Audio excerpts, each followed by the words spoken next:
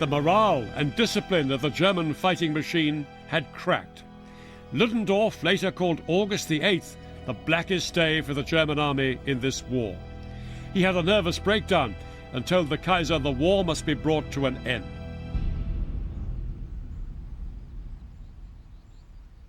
Rawlinson's attack went on for 3 more days, then finally lost momentum. The Battle of Amiens was over. But it earned Rawlinson a place in military history as the man who used new technology and tactics to liberate warfare from the tyranny of the trenches.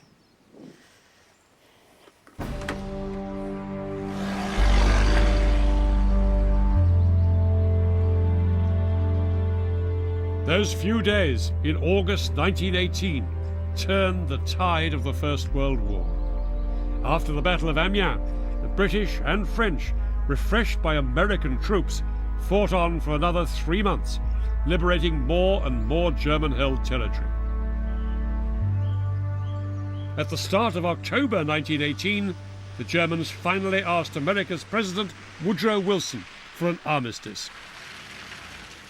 Early in the morning of November the 7th, the Supreme Allied Commander, Marshal Foch, arrived here by train in the forest of Compiègne, outside Paris.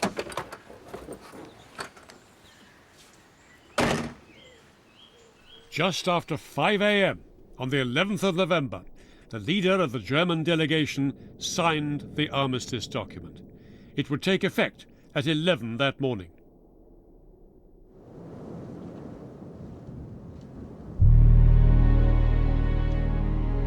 After more than 4 years of fighting and 15 million dead, the guns were now silent.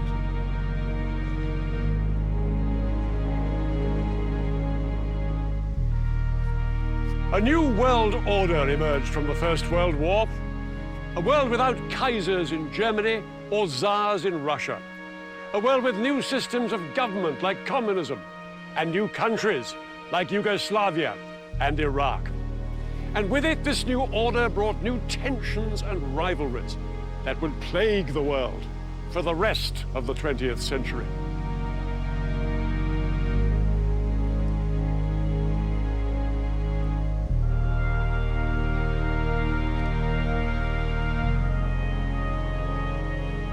But the darkest legacy of the First World War began in a military hospital where a corporal in the German army was recovering from the effects of being gassed by the British. He was seething with resentment at what he perceived as Germany's national humiliation.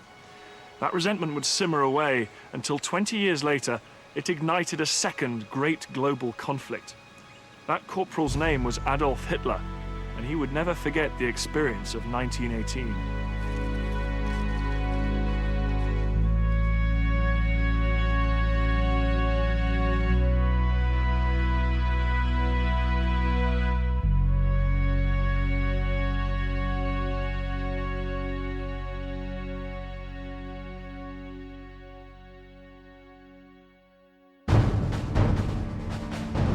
Next time, in 1942, these Pacific islands were at the heart of a battle between America and Japan. I'll be looking at how a new form of warfare at sea demanded split-second decisions from the commanders. And I'll be revealing the risks taken by servicemen and learning the skills they needed to survive. This titanic struggle took place over just one day. It was the Battle of Midway.